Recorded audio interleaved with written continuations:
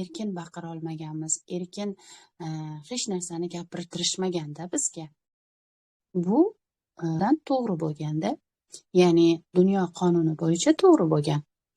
No, shuni chiqartirib olish, ichingizdagilarni chiqarib, bo'shab olishingiz, bu sizni hayotga oldinga ketishingiz bo'ladi.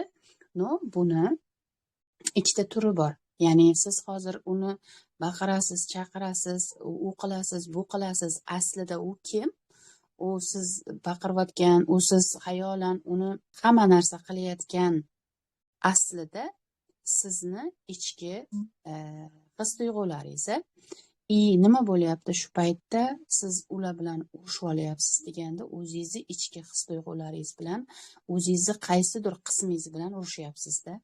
Nega sen o'sha paytda shunaqa qilmagansan? Nega shunaqa baqira olmagansan? Nega shunaqa qila olmagansan-da?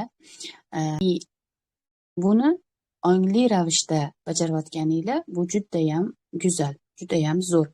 Chunki biz qachonki ongli bajarmasak buni, yana ayblovga kiramiz, yana yopamiz qalbimizni, yana bloklaymiz-da har bir holatimizni.